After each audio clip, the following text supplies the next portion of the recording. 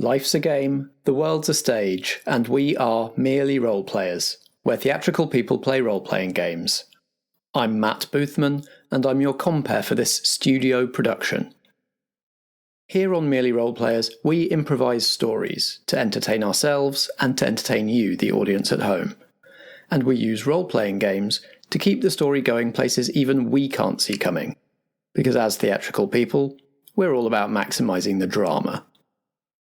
In this production, we're playing Mission Accomplished, the role-playing game of super spies and office meetings designed by Jeff Stormer.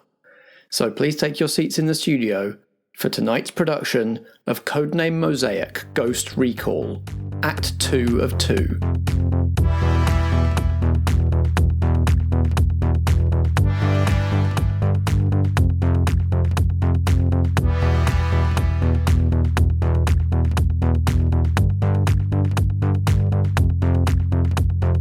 Better a subdued hippo than a rampaging one.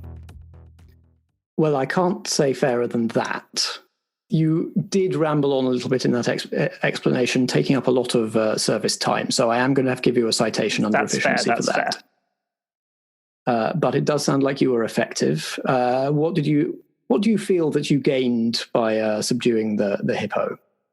I believe I gained time. I believe I gained a safer working environment for my colleagues, not having to worry about a rampaging hippo. And I think, I may have even gained some valuable life lessons for dealing with hippos in the future if they appear in other missions. Well, I agree with that, but I do have to pick up on a point that Pigeon made, that you should not have been finding your hippo facts on WikiHow. That's very insecure, so that's a citation for data security.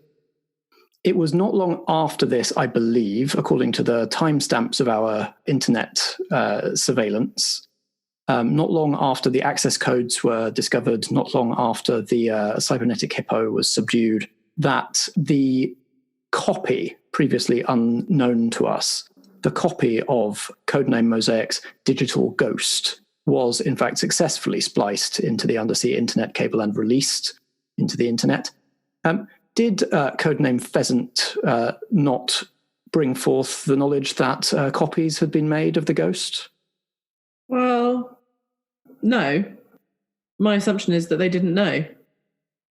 They were the chief technician of the supercomputer, weren't they?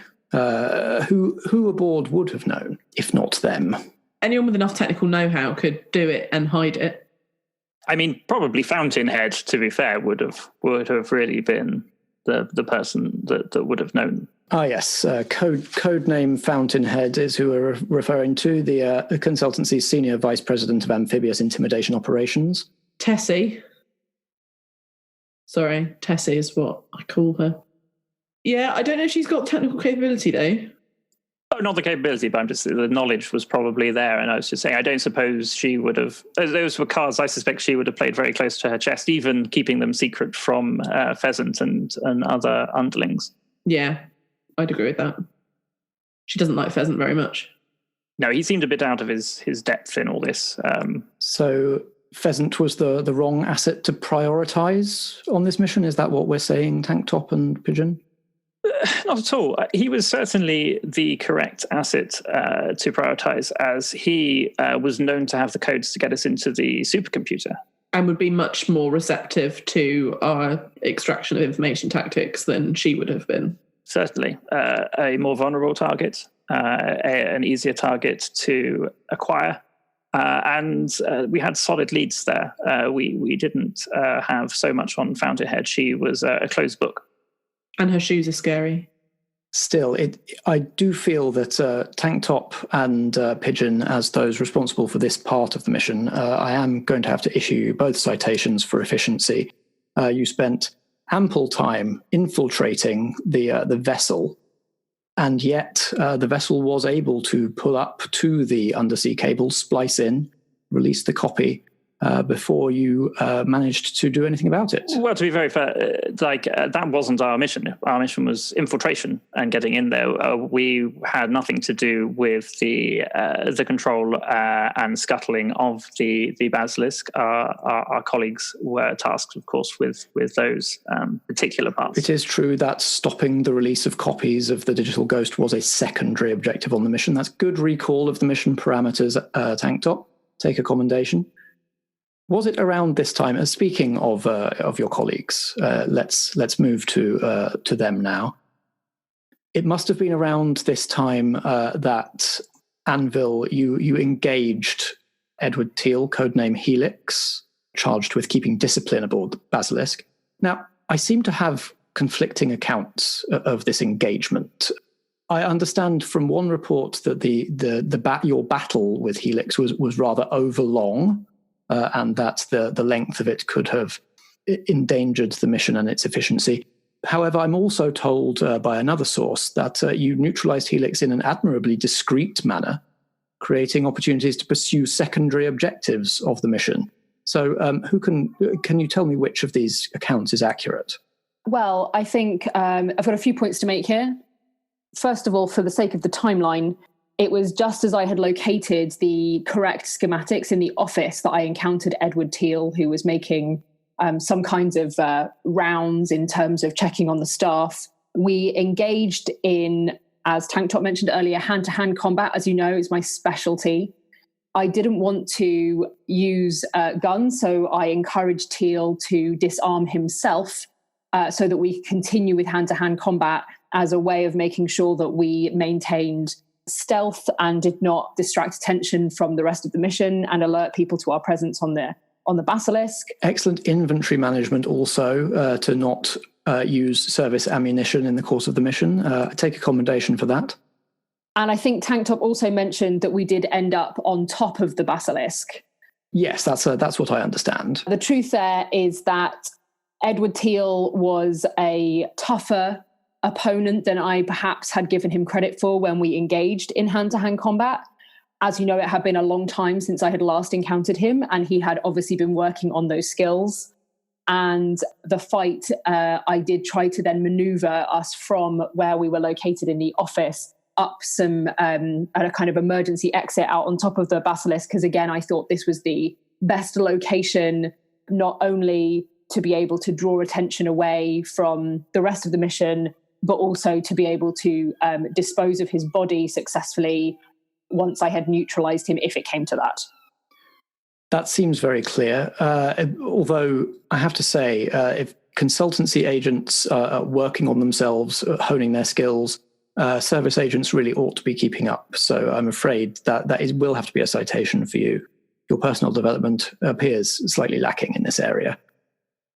You understand this is simply what Summit's going to say when I report this to her. Yeah, it's not coming from me in any way. So it did take place on the roof, but you still managed to neutralize him in a quote discreet manner. Yes, and without, as you said earlier, sir, using any agency equipment or wasting any valuable ammunition, of which you will remember we had a limited amount in our packs for being able to conduct the whole mission. That sounds like a criticism of the service, Anvil. That's a citation under respect for authority. Call them like I see them, sir. I call them like I see them. We do like straight talkers, but not in this particular instance. Still on this conflict, just to wrap it up, I'm informed that you failed to deliver an appropriate quip after defeating Helix. What do you have to say about that? Well, sir, I think, if anything, it was that it had been such a long time coming that I had so many quips ready that when the moment came, I just couldn't, I failed to pick a best one.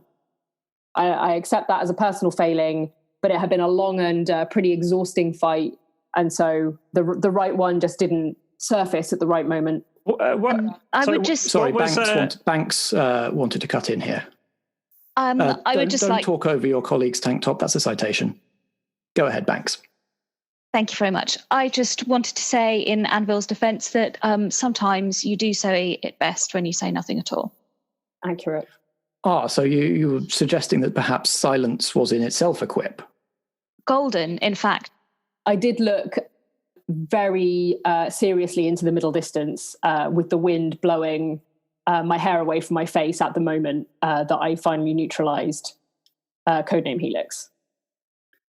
Also worth adding that when I heard over comms that she had defeated him, that I did shout, "Suck it." So that might count. That was helpful. I appreciated it. Well, Anvil, I'm awarding you a commendation for your efficiency with words in this particular case. Pigeon, where were you aboard the Basilisk when you shouted, let me consult my notes, "Suck it"? I was in the soundproof tech booth in the karaoke event, so no one could hear me. These updated schematics do show a soundproof tech booth, so yes, I suppose that's well thought through. Shows great self-control to only shout "suck it" while in a soundproof booth. Thank you. Tanktop, I think you were about to say something. Oh, no, it was just earlier. I was going to ask, since Anvil had spent so much time thinking of all these quits, presumably company time, whether she could furnish for the record her top 3, as she couldn't think of her favourite. Yes, Anvil, if you were to defeat Helix today, having had a couple of weeks to think about it since the incident, what would you quip? I mean, I assume "Suck It" is in there in your top 3. Suck It is always in my top 3 whenever I'm defeating any enemy.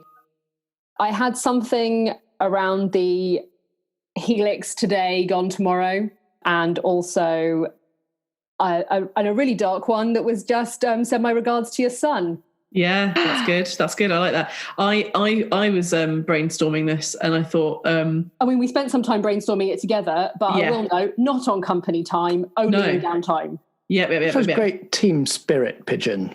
Take a commendation. Oh, thanks. I thought my favourite one, which made it to number 4, so not quite in the top 3, was when he finally fell to his death. That you could say, "He looks a bit sad now." Yeah, that was a good one. That was good. It's, if anything, more up your street than mine. In terms of character and vibe. I like a punny quip. Yeah. Really, Pigeon, puns are the lowest form of wit. Take a citation. Point of order, sir. I think sarcasm is the lowest form of wit. Don't talk back to me. Don't talk back to me, Pigeon. Show some respect for authority. Take another citation. Excellent. God damn it, Pigeon, you've really done it now. We're coming back to you now, of course, because it was around this time that you did actually, or that as a team, you did achieve the mission objective and managed to obtain a copy of the Mosaic's digital ghost to bring back to the service. Pigeon must have played a role, having got into the supercomputer, but who can furnish me with particulars? Absolutely. Pigeon certainly played an important role after she expertly passed on the access codes to me from Pheasant. I was able to get through the final layer of security, extract the data chips from the supercomputer, and it was at that point I radioed to Bank to let her know that the primary objectives had been complete, and that if she had the opportunity, then I felt this was a good time to scuttle the Basilisk and complete one of the side missions. Now, I was not aware that the Basilisk had been successfully scuttled as part of this mission. Who can furnish me with particulars of that? So, unfortunately, I had been, as well as taking time to make sure all communications were still working, I was moving around and placing small bombs, just in the hope of setting them all off in one go once all of us were away. That's very efficient use of time, Banks. Take a commendation. Thank you. The difficulty is, I think perhaps the bombs that I had were not as powerful as I've been issued for previous operations, and I only managed to blow the bloody doors off. I didn't actually manage to make a more powerfully destructive explosion. Just baby bombs, not big boy bombs. How did that affect the rest of the team? Very demoralising. Well, it sounds like you had a negative effect on team spirit there, Banks, so I'm going to have to issue you a citation. Of course, I can only apologise. Sorry, go ahead, Tanktop. No, I was just going to say that while it was, as we said, disappointing not to complete that particular side objective, it did give us a very clear exit strategy from the basilisk, and so we were able to utilize that for our extraction. So it went both ways there. It did have the bonus of mitigating the risk of us injuring ourselves as well. And I think to make a final point here, they will still have had to ground the basilisk for the purpose of repairs. So Banks was able to put it out of action for at least a short amount of time, which the agency could leverage as an opportunity if we wanted to. Well, it's all very good that all of you are leaping to your colleagues' defence, but as you know, we do value personal development here at the service as well. So I'm afraid Anvil, Pigeon, Tanktop take a citation each. Now, Pigeon, it was around this time, I believe, on my timeline after the explosions, as the extraction was beginning, you had an opportunity to neutralise Codename Fountainhead. But chose not to take it. Can you talk us through why? Yeah, so Teresa, Fountainhead, was actually ranked in the top 3 of our karaoke final. And as she was on stage, I felt like it would be much too conspicuous to take her out at that point, especially as we were in a room filled with her operatives. That was it, really. Visibility was the issue. And I might like us to... if I may add to this, I think this was a very wise decision from Pigeon in the end, as unbeknownst to Fountain, I believe Pigeon at the time, as I was currently in the Supercomputer, I had a live feed, and Fountainhead really bombed in that final. I mean, she wasn't the strongest to begin with, right? I think really she only got into the final because she was the VP and people didn't want to vote her out. But it was a terrible rendition of Bright Eyes, not in her range. Yeah. I believe the name of the song is Total Eclipse of the Heart. Yes. No, she was singing Bright Eyes. The Art Garfunkel hit. Yes. I'm out of touch. I'm sorry. So is she. Why is she singing that song? I mean, but I was able to. Yeah, well, that was it. It was not in the mood. Like, this was a confetti cannon play. She was singing that. She got it entirely wrong. But I was able to record a live feed from that and have that copy that I can provide to the service. I believe will go a long way in discrediting the consultancy. That this is how their VP behaves. This is what she is doing while the basilisk was under attack, no less. Hardly the place to be as the leader of the consultancy forces. And I will happily make that footage available to the service once we come in from the cold. I think that's a really good idea. And just to add to that, if my phone can be fixed, that water damage, then I do actually have a special encryption on there that will allow me to activate the implant that I put in her arm, which will kill her at a later date. So there's still plenty of time to take her out. It's just that because my phone is waterlogged, I can't do it right now. Have you tried putting it in some rice? It's in rice right now, yeah. Well done, good thinking. That was what the tech team did recommend that I do. And then if that doesn't work, I'm going to take it into them. And I think they have a way of turning it off and on again. So good to know. It certainly sounds like you contributed to the secondary objectives of the mission, Pigeon. We will come to the equipment incident in a moment. But for now, please accept a commendation for your treatment of this situation with Fountainhead. Thank you. Now, I'm slightly confused about the timeline here because, as we've established, Banks was aboard the Basilisk, triggering the bombs that blew the bloody doors off.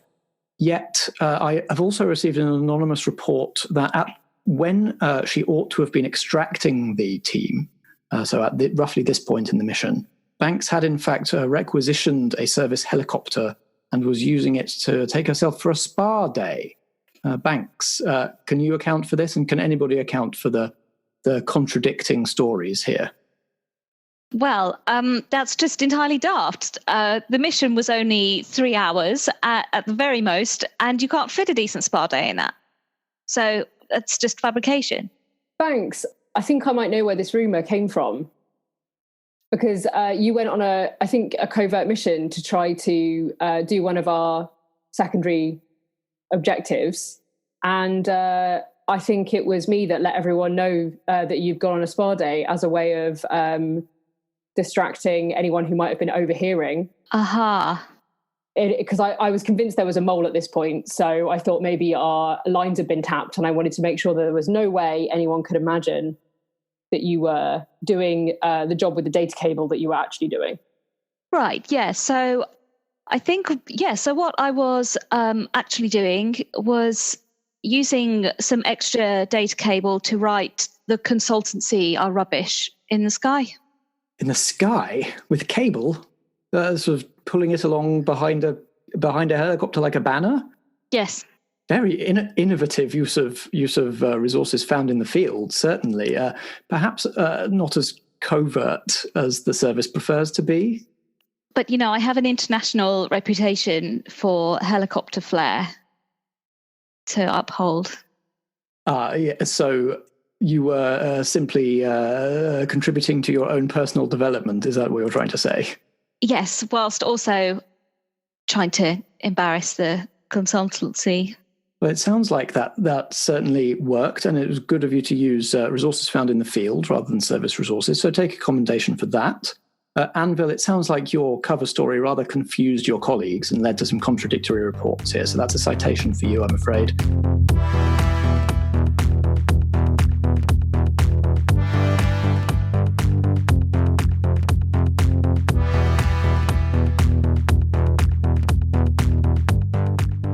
All right, lovies, it's me, Matt, your compere, just checking the tech here in the interval. I hope you've been enjoying this studio interlude. Next week's episode will be a post-show discussion from Codename Mosaic Ghost Recall. Then the week after that, we're reopening the main house for Vigil Tourist Trap. It's summer in Sheridan, and the local businesses aren't the only ones who want something from the out-of-town crowd. Vigil Tourist Trap stars Helen Stratton, who also plays Agent Banks in this very production, as Melody, the Constructed, alongside Chris Buxey as Callisterius Softbinding, the Expert, Chris McLennan as Ed Kincaid, the Professional, and Ellen Gould as Jess Butterworth, the Spooky. 4 new hunters, stepping up to take care of the same old, poor old neglected town, as tourists and townsfolk alike start turning up drained in a subtle and sinister way. Tune in on Tuesday the 1st of June for Vigil Tourist Trap, Act 1 of 5. Back to this week, a few of the Merely Roleplayers cast are making guest appearances on Twitch as part of a week-long streamathon to celebrate the 1-year anniversary of Sabotage the DM. I told you a bit about Sabotage the DM last episode. They're a company of immersive performers telling improvised stories in the magical and mysterious world of Dungeons & Dragons. Their Twitch channel just turned 1 year old, and to celebrate, they're right now in the middle of running 7 straight days of streams. This Friday the 21st at 6 PM UTC+1, you can catch what I believe is the Twitch debut of Ellie Pitkin, who plays Agent Pigeon in this very production, and Alexander Pankhurst, who you might remember as Soft Skull in Dr. Magnet Hands or Graham the Demon Accountant in Vigil Playtime.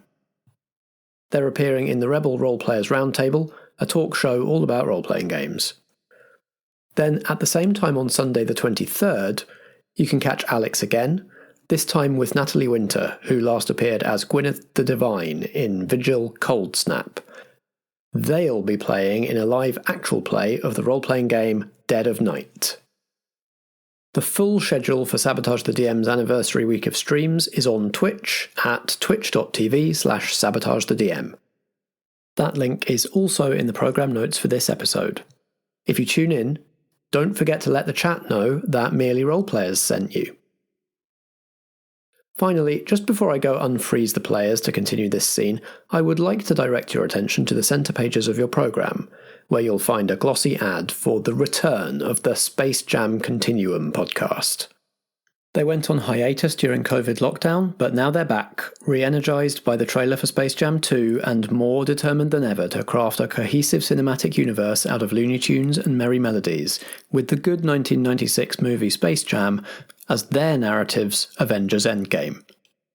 After that, it's time to take your seats once again in the studio for the conclusion of Codename Mosaic Ghost Recall, Act 2 of 2. In a world that appears to make no linear sense, there is a time-travelling rabbit with an important agenda. What is it? No one knows, but it has something to do with basketball. Welcome to a reality where a famous pig actor turned despotic leader rules with an iron fist, and a psychopathic duck may be our only hope for salvation. Welcome to the Tooniverse. The Space Jam Continuum is a show where two brave souls attempt to create a cohesive cinematic universe out of something that was never meant to be one. Looney Tunes, from 1937 all the way to Space Jam. Why? Because in an era where all people want is a cinematic universe and reboots of all cartoons, we're the only ones with a resolve to combine the two. So join us every Wednesday as we explore the depths of the Tooniverse, slowly clawing our way ever closer to the 1996 classic. That's the Space Jam Continuum, every Wednesday at kaiju.fm or wherever you listen to podcasts. Oh, and we advise you start at the beginning. It's a good idea.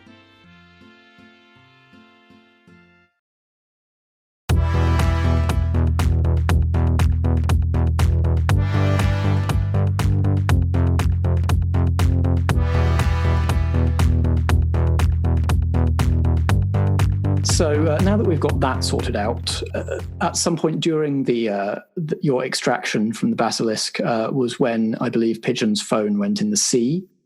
So how did that occur? Well, I don't want to be that spy, but I did notice that during the mission, the standard issue non-slip case had been removed from the phone. Now, I'm not saying that it was Pigeon that removed it. That's not what I'm saying at all. But from my point of view, when it went into the sea, the case was not on the phone. Well, I don't want to be that agent either, but I had actually officially notified the team and our senior managers that I needed to make an off-inventory case swap in order to maintain my deep cover. It wasn't believable that my cover character would have had a standard issue looking phone case. I needed to have something a bit more blingy. So, and I did send that out in an email. So I feel like maybe you just hadn't checked that email. Ah, yes, you were all instructed to keep up with your emails while on this mission. You were close to a high-speed undersea data cable, so there's no excuse not to. Oh, you emailed us. I didn't realize that we would need to be CC'd on such emails. Really, my personal email management, I'm very much an inbox zero kind of spy. And when I see emails that I am CC'd on and it's like re the phone case, like I'm having to think about company time, and generally they just get put in the archive, knowing that if it's really important that I join in that conversation, somebody will reach out to me directly, maybe via a chat app instead. And I was really focusing on the key emails required for this mission. I don't know about the others. Well, it's awkward, isn't it? Because it turned out that was a key email. Well, I mean, not for me. It didn't affect my part of the mission at all. Well, it's affected the debrief, hasn't it? It has, Tanktop, it has led to taking up rather a large amount of time in this meeting. So I will have to give you a citation for that, I'm afraid. Specifically to what I said, and I'd like to point out that no one else here had spoke up, and we are always taught to, speak out, and there's no repercussions. If you see something that you think may have been wrong, then you should let us know for your development and that of your colleagues. Yeah, you have to grab that ring. You do have to grab that ring. Sometimes that brass ring. Yeah. Good recall, Banks. Take a commendation. Thank you. Always good to remember our key values. It does seem very convenient that Pigeon's phone didn't have its case and it happened to fall in the sea, and it's the only way that she can use the encrypted software to neutralize Fountainhead at some later date, though. I mean, I'd characterise that as pretty inconvenient, actually. It's proving to be very inconvenient, isn't it? It's quite annoying. But like, how did any of that, that chain of events? It's a lot of coincidences. And regardless on whether you informed us or not, it is each individual agent's responsibility to look after their equipment. After all, Anvil, you're normally much blunter than this. If you want to say something, do say it. Otherwise, I'll have to write you up for efficiency. I think Fountainhead got to Pigeon, and she made a choice not to neutralise her because she got carried away with karaoke. Pigeon, how do you respond to this? Lies. That's not what happened. I've made it very clear I don't like her and I'm scared of her shoes. I mean, it's very simple. Eliminating her was not part of our main objective. When I saw the opportunity to implant whilst shaking her hand and congratulating her for third place in the competition, I did so, knowing that I'd be able to potentially activate that at a later date. Unfortunately, it's a systematic error that we don't have any way to centralise the system whereby we can set off those deathly implants. They are down to individual agents and their devices. And, our devices aren't waterproof enough to be able to withstand damage. And we were on a ship. So I think actually this is more a case of lessons learned exercise to report into our IT services. We will certainly be learning lessons from this. I just want to point out that Pigeon did manage to send an email about her phone case, but did not manage to send an email that any of us saw, at least, about the implant. That's because the implant happened mere moments before the whole thing exploded and we had to get out. But we're supposed to be managing our emails. Well, you can't manage an email in that short space of time. We were on comms as well. I mean, none of this is possible. I mean, it's super fast data. I mean, our emails were accessible and easily respondable to at all times. I stopped and sent an email mid-fight with Edward Teal. Agents with commitment to excellence do not talk about what they cannot do on a mission. That's a citation for you. I would also like to bring up, just as Anvil has now kind of mentioned her suspicions, I just want to throw something out there, see if we all eat it up like a hungry hippo. This soundproof booth, it always kind of at the back of my head seemed a little weird to have a soundproof tech booth at a karaoke where obviously the tech is all audio. So surely you would need to hear and be heard. And I do wonder if there was some collusion going on, whether the installation of such a soundproof tech booth would be an excellent opportunity to have conversations without being overheard by the rest of the team. And it wasn't on the original schematic. But I had comms on the whole time. How could I have a secret conversation? It's not like you're all standing just outside the sound booth usually trying to hear what I'm saying. Well, it is best practice on all comms to keep yourself on mute when you're not actively talking. So I think it'd be pretty easy to have a conversation without us overhearing and maintain your cover at the same time.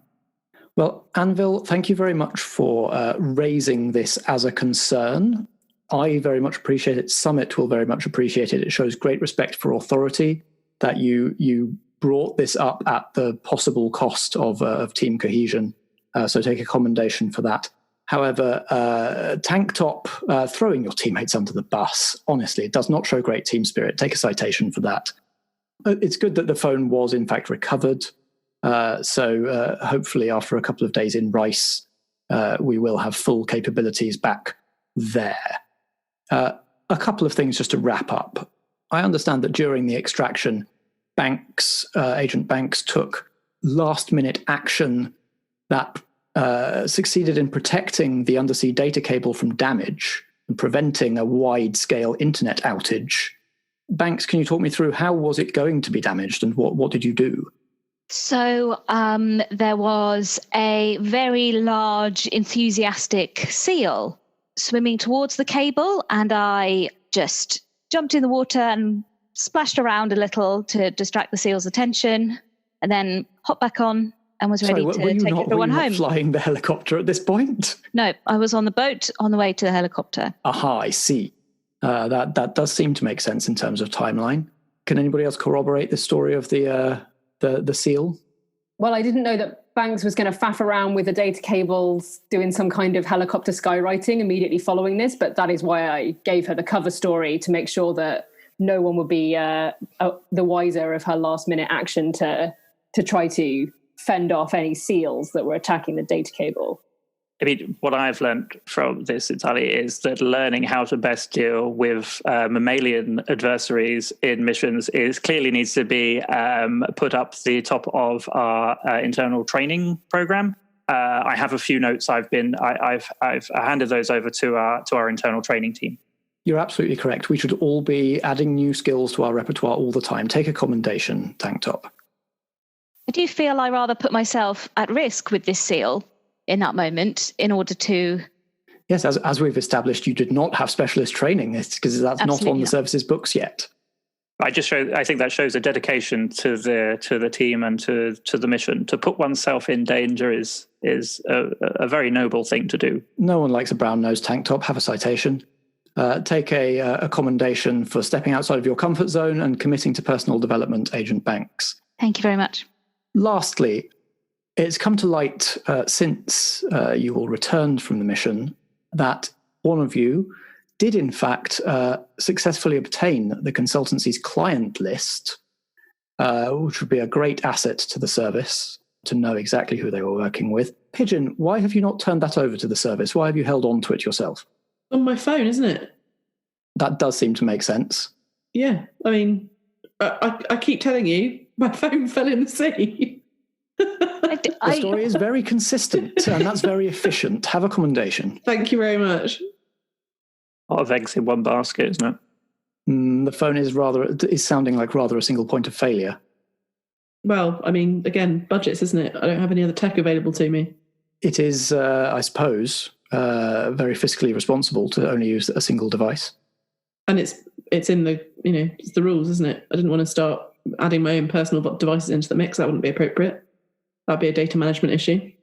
True. This is shading into criticism of service protocol, Pigeon, for which I must issue you a citation, I'm afraid. Also, I don't know if there are any GDPR issues with taking the consultancy's client list. I'd just like to flag that as well as a compliancy issue. Well, we're not bound by international law, Tanktop. We're the service.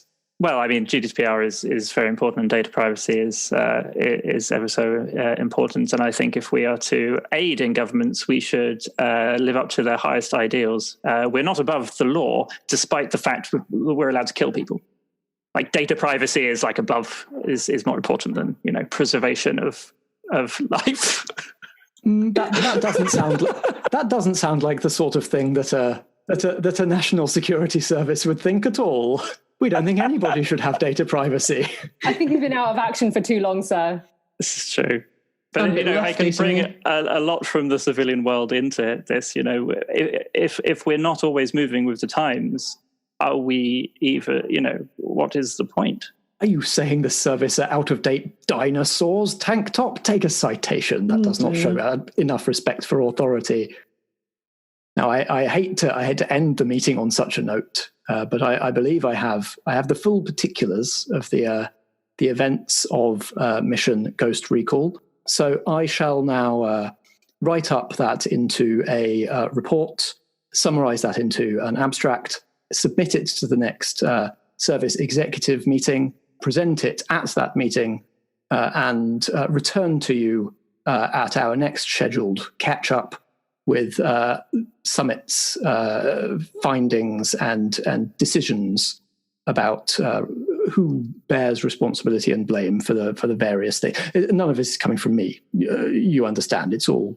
I'm just your conduit to Summit. Many thanks for your time, Mr. Cassette. Is the meeting the same time? I'm not quite sure. My calendar is updating, and there's a few people that's maybes, and unless we're all definite confirmed yeses, is it really worth us just turning up and a couple of people not, and us having to reschedule? Could we make sure we've got absolute confirmation now? Because we've had this a few times, and it really seems like a waste of time when you turn up to an empty voice call, Yes, please. Everybody, please do check your service emails. Ensure that you are free on the given dates, or suggest a reschedule if not. There's also been issues with time zones. I think people are getting confused about what time meetings are because they're in different time zones. So can we just make sure that everyone's checking that as well? Yes, please give all times in good old GMT. There's a setting in calendar, actually. One of the IT guys was telling me, I think that it is on one of our internal IT wikis, that you can go, and it kind of, you can go into a mode and it shows you all the time zones of all the people you've invited and whether they're available or not. Yeah, I think it sounds like pretty good. You could just send us a link to an FAQ here, Tanktop. I will do that. That's not very efficient. Take a citation. Okay, yeah. I know the meeting's technically over, but have a citation anyway. When we manage to reschedule this next follow-up meeting, I will return with Summit's feedback on the mission. Thank you. How do I end the meeting? You press it's that bomb right, bomb the red button. No, the other right.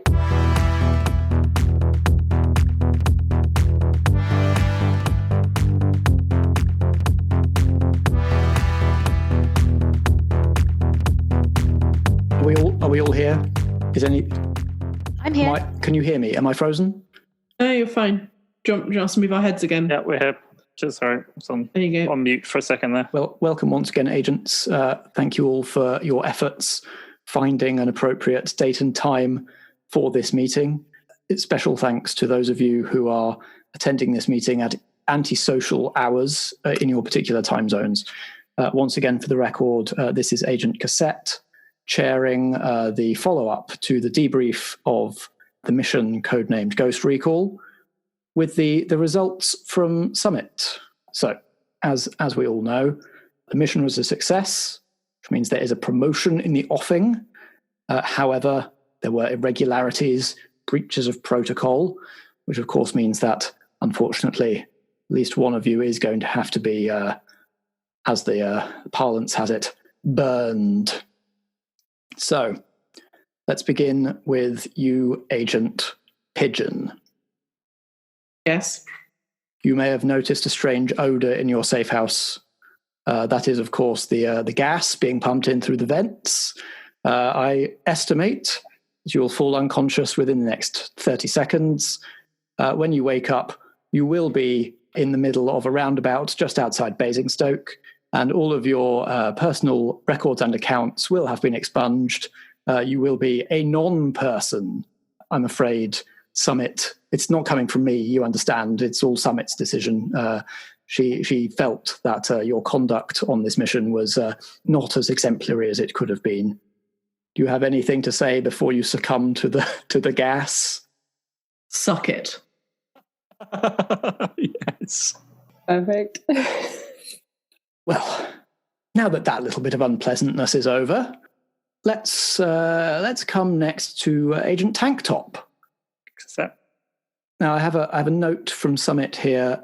It simply says she doesn't want to see you around HQ for at least the next 6 months.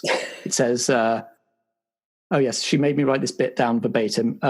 Cassette, tell him I'm sick of his face. So, of course, the service doesn't endorse personal attacks, but, you know, she is the head of the service, so sorry about that, Tanktop. Well, what do you think you'll do? Well, I mean, if that's the gratitude I get for coming back in to do one last mission to help a service I almost died for, I think I'll probably head back to the Caribbean for 6 months, and, you know, maybe she'll just never see my face ever again, because, you know, this was, you come in, you take away my rank, now you say you don't like my face? After all, that's about throwing agents under the bus and being nice. Me. I'm talking directly to Summit at this point. I'm sure she's listening in somehow. But sure, you know, but if you ever need to save the world again, you know, don't come running for Tanktop. That's all I'm saying. Well, I'm sorry that you feel that way. If you have particular complaints to do with the protocols and codes, then of course you can submit them through official channels. Uncomfortable. Anvil, Agent Anvil. Congratulations, Agent Anvil. Summit really felt that your conduct on this mission was exemplary, that you stand for every one of the 7 values of the service and effective Black Ops agents.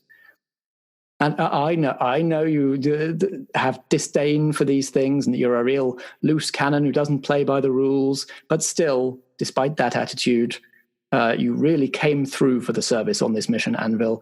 And so we will be offering you enhanced security clearance, a black service credit card with access to our hidden budgets off the books, and your choice of executive ornament on your new corner office desk. It's all right, I already got a pet rock.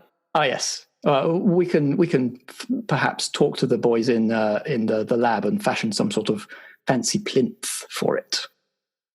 But congratulations, Anvil. Thank you, sir. Now, Agent Banks. Hello. You must be disappointed not to have got the corner office and the credit card and the black budget and so on. That's absolutely fine. You know, we all played our part. You win some, you lose some. Indeed. And Summit, in fact, felt that you played yours to an even higher level of commendableness than was called for.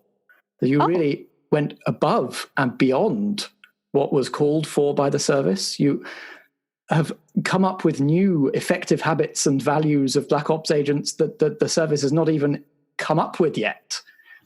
So for this, you are being awarded. And before at the debrief, I didn't even know this was on the table, but Summit was simply blown away by your conduct.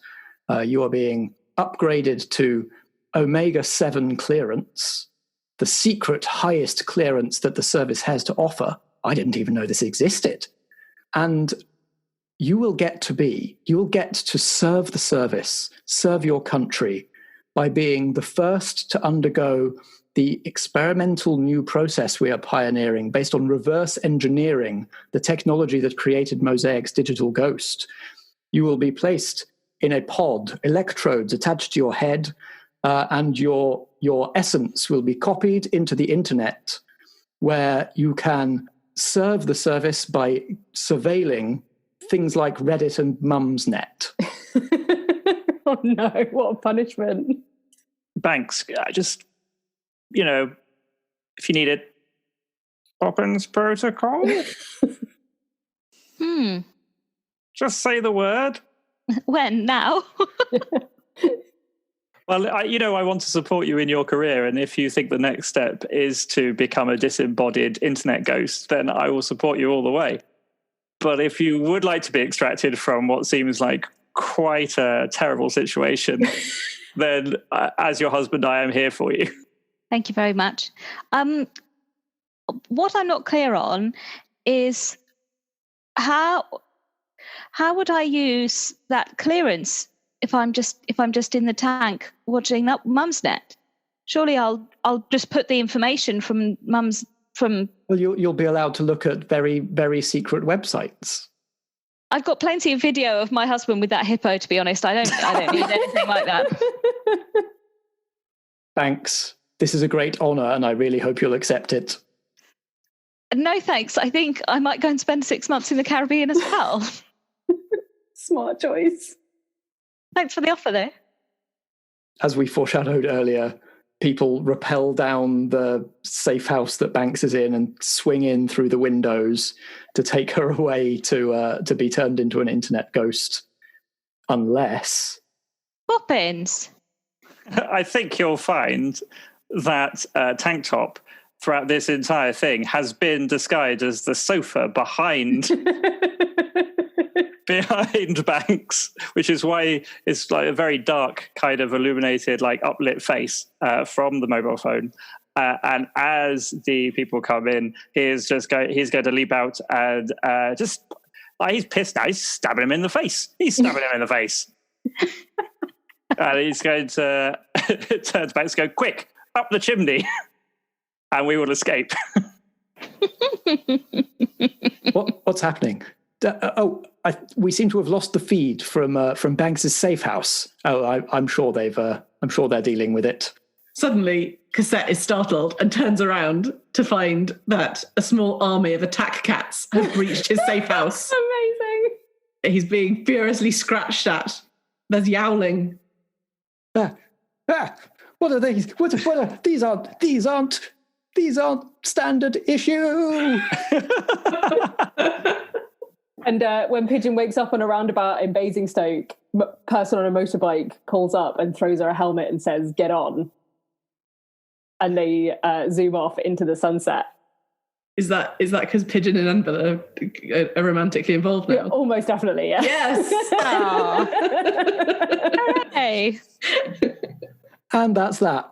Yay! Meeting adjourned. Oh dear. That's so silly. Oh man. That's so good.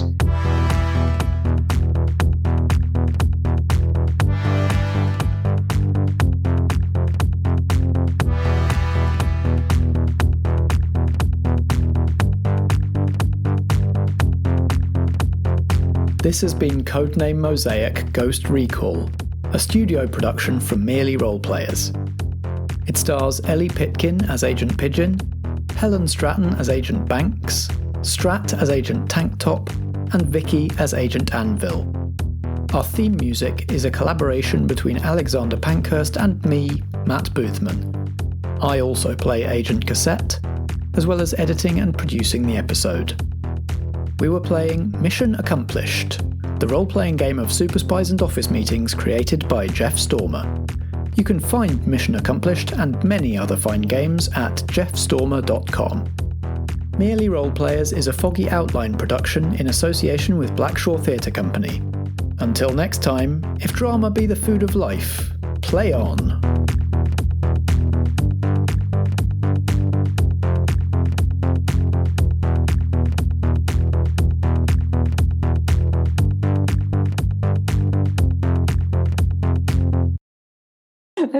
There's an ice cream van on our street, and me and Ellie can both hear it in real life and hear it through each other's.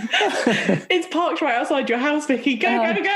Jesus Christ! I mean, I've had a duel of dueling ice cream vans this afternoon. One playing the Match of the Day theme, and one playing something that I recognise but can't work out what it is. I think today was Greensleeves. Was it? It sounded a bit Harry Potter-y. I thought that was Harry Potter. You're right. It did sound a bit Harry Potter. I couldn't tell if it was because it was being echoed through or not, though. Because I was like, I can't tell what I'm hearing in real life and what I'm hearing through Ellie's headphones. I mean, it's a weird... Do they really expect people to be running out of their houses to get ice cream? I just also...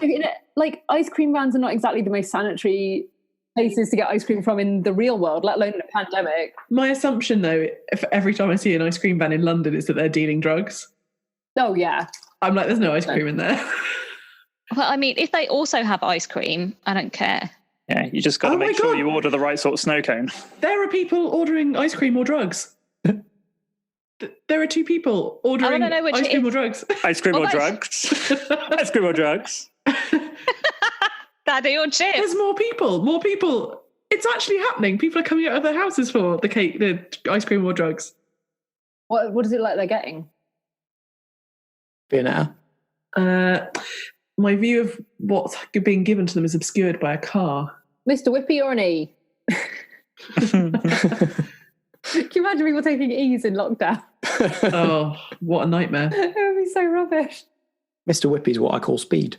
Yeah. Very good.